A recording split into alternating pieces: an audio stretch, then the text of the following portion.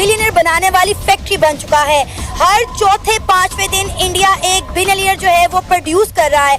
और अगर हम बात करें पाकिस्तान की, तो पाकिस्तान में बेकारियों की तादाद दिन ब दिन बढ़ती चली जा रही है। एक इंडस्ट्री पाकिस्तान में खासी थ्राइव कर रही है, जिसके ऊपर शायद बहुत से लोगों का ध्यान गया भी ना हो। पाकिस्तान की बैगिंग इंडस्ट्री और वो कितनी बड़ी बन चुकी है और वो किस हद तक फैल चुकी है, इसका अंदाज़ा आप इस बात से लगा रहे कि अब हमने उसको इंटरनेशनल कर दिया है। पाकिस्तान जिंदाबाद। भिखारी जो है वो हमारी शान है, हमारी मान है, हमारा गुरूर है कि हमारे पाकिस्तान में भिखारी हैं। हाँ। अगर ये ना होते तो हम ना होते। इंडिया की बात करें तो उनके यहाँ आईटीज हैं। इंडिया की क्रिकेट इंडस्ट्री देख ले, फिल्म इंडस्ट्री देख ले, भाई वो 140 करोड़ है, वो भिखारी नहीं है। हमारे 25 करोड़ आवाम में से तो 5 करोड़ भीख मांग रही है। 70s में हमारा नारा था रोटी कपड़ा और मकान, और अब हमारी हालत ये है कि अब तक हम उस 3 चीजों से नहीं निकल पाए। 1 घंटे में कितने भिखारी आपके पास आए भीख मांगने के लिए? 20 से 25 आ ही जाते हैं। आपके पास कितने? इतने 25-30 इतने तो मैक्सिमम होते हैं। 1 घंटे में आपने कितने फेस किए? तकरीबन 10-15 तो ऐसे हो जाता है इजीली। पाकिस्तानी अपने ही पाँव पे नहीं खड़े हो पा रहे तो हम किस तरीके से कह सकते हैं कि हमने इनके साथ ये करना है, उनके साथ वो करना है। लेकिन यार सुई बना देते, गाड़ी बना देते, मोटरसाइकिल बनाते, साइकिल बना देते, सीधा सीधा 5 करोड़ लोगों को भिखारी बना दिया। मुल्क भारत बिलियनियर बनाने वाली फैक्ट्री बन चुका है। हर चौथे पांचवें दिन इंडिया एक बिलियनियर जो है वो प्रोड्यूस कर रहा है। और अगर हम बात करें पाकिस्तान की, तो पाकिस्तान में बेकारियों की तादाद दिन ब दिन बढ़ती चली जा रही है। इस वक्त इंडिया में बिलियनियर की तादाद 334 तक जो है पहुंच चुकी है। पिछले साल की निस्बत इस साल इंडिया में बिलियनियर की तादाद जो है उसमें 75% इजाफा हुआ है। चले जाएं किसी भी पॉइंट पे चले जाएं, आपको सबसे ज्यादा बेकारी मिलेगी। हाँ। क्योंकि खाने के लिए बैठे हैं, अगर वो आ गया तो उनको ना दें, कहें कि एक्सक्यूज मी, वो ऐसे लगता है कि हम लोग बेकारी हैं। वो उधर खाने के लिए आए हुए हैं। अदरवाइज बाकी जितने भी पेशेंट्स इधर कोई प्रोफेशन देख ले, उसमें इतनी ज्यादा इनकम नहीं है। ठीक है। कोई भी इतना अर्न नहीं कर रहा जितना भिखारी कर रहे हैं। आप एग्री करें कि भिखारी बहुत ज्यादा अर्न कर रहे हैं? जी बिल्कुल ऐसा ही है। वीडियोस भी देखिए नेट पे कि इन लोगों के पास गाड़ियां भी हैं, अपने घर भी बनाए हुए हैं। इंडिया की बात करें तो उनके यहाँ आईटीज हैं। इंडिया की क्रिकेट इंडस्ट्री देख ले, फिल्म इंडस्ट्री देख ले, भाई वो 140 करोड़ है, वो भिखारी नहीं है। हमारे 25 करोड़ आवाम में से तो 5 करोड़ भीख मांग रही है। जी बिल्कुल ऐसा ही। और इन लोगों ने इनकी मंथली इनकम मेरे ख्याल से 1.5-2 लाख 3 लाख होगी। और हम लोग किसी भी देख ले कोई इतना अर्न नहीं कर सकता जितना ये मतलब एक मंथ में कर लेते हैं। और हम लोग, हमें वाइब्स आ रही होती है कि हम लोग बेकारी हैं। कि जो हमने रिकॉर्ड बनाया है, 42 बिलियन डॉलर की इंडस्ट्री जो है भिखारियों की पाकिस्तान में लग चुकी है। इतने लोग भीख मांग रहे हैं और ये दुनिया में, ये आज की जो खबर है उसके ऊपर दुनिया परेशान है कि ये मुल्क जिसके पास 8 से 10 बिलियन डॉलर कौमी खजाने में नहीं है, उसके भिखारियों की मालियत 42 बिलियन डॉलर है।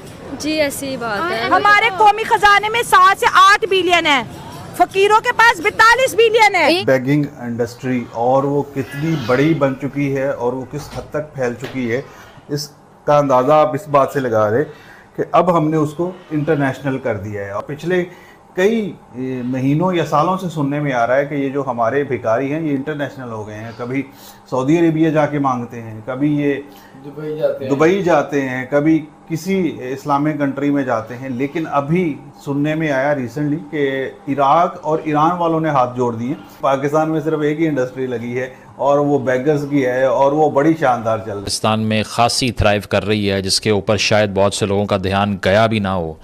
और उस इंडस्ट्री का नाम है बैगिंग इंडस्ट्री, यानी कि भीख मांगने की इंडस्ट्री, भीख मांगने की फैक्ट्रियाँ।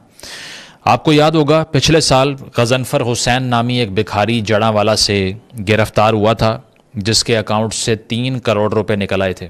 ठीक है। साथ साथ मुल्तान से भी एक शौकत नामी आदमी गिरफ्तार हुआ या नोटिस पे आया, जिसने 1 करोड़ रुपए की इंश्योरेंस करवाई हुई थी अपनी। और जब उससे पूछा कि तुम करते क्या हो, तो उसने कहा भीख मांगता हूँ, काफ़ी सालों से मेरा ये प्रोफेशन है। इसके अलावा सोशल मीडिया पे डॉक्टर शाजिया नामी एक खातून के इंटरव्यूज़ भी मौजूद हैं, जिसने ये कहा कि मेरी एक फ़ैमिली में शादी हुई जिनका बड़ा लग्जेरियस लाइफस्टाइल था। They used to live in massive mansions और बड़ी बड़ी गाड़ियाँ थी उनके पास। तो मुझे कभी समझ नहीं आई कि वो करते क्या हैं। तो एक दिन मुझे आइडिया हुआ कि वो सब बैगिंग का एक नेटवर्क चला रहे हैं, भीख मांगने का। ये वो कहानियाँ हैं जिससे अंदाज़ा होता है कि शायद ये इंडस्ट्री इतना रेवेन्यू और इतना पैसा कमा रही है जितना मुझे और आपको शायद अंदाज़ा था ही नहीं। 200 मांगने वाला भी आता है एट अ टाइम, आते हैं अपनी अपनी रिक्शे भर के आते हैं और आके मांगने लग जाते हैं, अपने काम पे लग जाते हैं। कोई इशारों पे खड़े हुए हैं, हर होटल के बाहर खड़े हैं। ऐसे तो मुझे लगता है कि जिस बंदे ने अपनी गैरत मार लेता है, फिर अगर पाकिस्तानियों की हम वैसे बात करें तो जो पढ़े लिखा तबका फिर इस वजह से वो कहता है यार हम तो भिखारी बन जाए, जिसे 5,000 6,000 दिन की आमदनी उनकी हो जाती है। इसमें कोई लॉस है नहीं, ना कोई इन्वेस्ट करना, ना कोई ना किसी को पे करना, ना कोई रेंट देना। स्कूल से जाके बाजी अल्लाह आपका भला करे पैसे मांगे, ये किया और स्कूल से जेब भर के कर गए। भिखारी कम से कम 2,000 तो घर कमा के जाता ही है। जाहिर बात है, फिर हमें भी फिर सारे काम छोड़ के, मैं भी कहता हूँ आप भी माइक छोड़े मांगने जाते हैं और हम भी अच्छा कमाने लग जाएंगे उनकी तरह, क्योंकि लॉस तो है नहीं उसके अंदर। पर डे कलेक्शन इस रिपोर्ट के मुताबिक, यानी कि भिखारी एक दिन में कितना पैसा कमा लेते हैं मुख्तलिफ शहरों से, इसका डाटा ये बताता है कि सबसे ज़्यादा नोट जो छाप रहा है ना भिखारी पाकिस्तान में, वो कराची में है। 2,000 रुपये एक दिन की एक बैगर की कलेक्शन है, यानी कि महीने का 60,000 रुपये कमाता है वो। ठीक है, this is more than many engineers in this country and many MPhil scholars in this country, जिनकी पहली तनख्वाह भी इतनी नहीं होती माशाल्लाह। लाहौर में एवरेज पर एक बैगर यानी कि एक भिखारी 1,400 रुपये रोज़ के कमा लेता है, थोड़े से कम कराची से। इस्लामाबाद में इस रिपोर्ट के मुताबिक एक भिखारी 950 रुपये कमाता है एक दिन के, यानी कि इस्लामाबाद वाले लोग ज़रा बेहतर तर्ज़ अमल इख्तियार करते हैं, पैसे कम देते हैं भिखारियों। इतनी ख़राब है ना जिस शहर में, उतने ही ज़्यादा बैगर्स वहाँ पर हैं और कमा रहे हैं, क्योंकि सिग्नल्स नहीं हैं, ट्रैफिक का निज़ाम ठीक नहीं है, इसीलिए कहीं भी खड़े हो जाओ, रोड ब्लॉक कर दो, गाड़ियों की स्पीड स्लो हो जाएगी, मांगने के लिए आ जाओ। तो इसीलिए कराची की सबसे बदतरीन सड़कें हैं असल में, तो वहाँ बैगर ज़्यादा कमाता है, उससे कम लाहौर में और उससे कम इस्लामाबाद में। तो ये एवरेज बनती है मुल्क के तमाम बड़े शहरों की 850 से 900 रुपये की कलेक्शन। एक भिखारी ऑन एवरेज पाकिस्तान में बड़े शहरों में अगर वो अपना धंधा चला रहा है तो वो 900 रुपये के करीब एक दिन के कमा लेता है। आपने एक घंटे में कितने भिखारी आपके पास आए भीख मांगने के लिए? 20 से 25 आ ही जाते हैं। आपके पास कितने? इतने 25 30 इतने तो मैक्सिमम होते हैं एक घंटे में। एक घंटे आपने में कितने फेस किए? तकरीबन 10-15 तो ऐसे हो जाता है इजीली। जिंदाबाद, भिखारी जो है वो हमारी शान है, हमारी मान है, हमारा गुरूर है कि हमारे पाकिस्तान में भिखारी हैं। हाँ। अगर ये ना होते तो हम ना होते। बेसिक लोगों को जो है ना कारोबार तो मिलता नहीं है। हाँ। ठीक है, ये बहुत आसान कारोबार है जिसमें ना ही कोई आपको ज्यादा मेहनत करनी पड़ती है, ना ही आपको पैसा ज्यादा लगाना मुशक्कत नहीं है, करनी बस पड़ती कमाना है। हाँ। बस कमाओ और खाओ और उड़ाओ। हाँ। बहुत मजे हैं। हाँ। भाई आप एक घंटे में 2,000 रुपया कमा सकते। यहाँ से कि हमारा जो मुल्क है ना, ये तरक्की इसीलिए नहीं कर रहा क्योंकि जो हमारे जैसे लोग हैं ना, इनको रोकते नहीं, हम सही लोगों को ये हक खा रहे होते हैं, इनको हम जैसे लोग ही देते हैं कि आप ये ले ले। एक सेकंड में ये भिखारी आया और दूसरे सेकंड में ये आया, और अभी आप काउंट, अगर मैं 10 मिनट का इंटरव्यू करूंगी तो हर सेकंड में एक भिखारी आता रहे। पाकिस्तानी अपने ही पाँव पे नहीं खड़े हो पा रहे तो हम किस तरीके से कह सकते हैं कि हमने इनके साथ ये करना है, उनके साथ वो करना है। लेकिन यार सुई बना देते, गाड़ी बना देते, मोटरसाइकिल बनाते, साइकिल बना देते, सीधा सीधा 5 करोड़ लोगों को भिखारी बना दिया। देखिए 5 करोड़ से ज्यादा लोग भिखारी बनेंगे जब नहीं होगी, जब आपको पता है आपने व्हाइट कॉलर जॉब कर रहे हैं, आप टाई पहन के आपको 30,000 रुपया मिल रहा है, और अगर आप भिखारी बन रहे हो तो आपको 1 लाख रुपया मिल रहा है, तो फिर प्रेफर बंदा यही करेगा भाईजान मैं मांग। दोनों मुल्क एक साथ आजाद हुए, आज इंडिया बिलियनियर जो है वो प्रोड्यूस कर रहा है और पाकिस्तान जो है वो बेकारी एक्सपोर्ट कर रहा है। Thank you so much.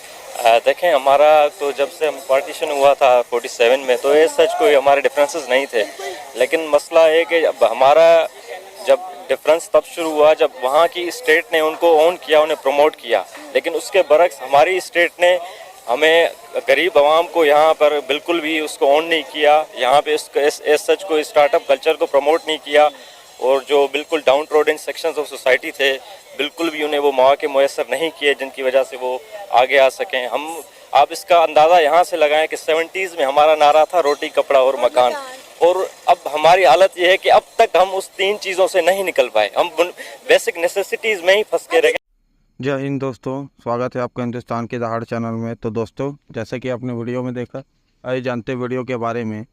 Pakistan जो एक समय में आतंकवादियों का सबसे बड़ा निर्यातक माना जाता था, अब वह एक नए लेकिन शर्मनाक शीर्षक से पहचाना जा रहा है, भिखारियों का सबसे बड़ा निर्यातक। यह बदलाव न केवल पाकिस्तान की आर्थिक बदहाली को उजागर करता है कि बल्कि इस बात की ओर भी इशारा करता है कि कैसे इस्लामाबाद में भीख मांगना एक अब संगठित उद्योग का रूप ले चुका है।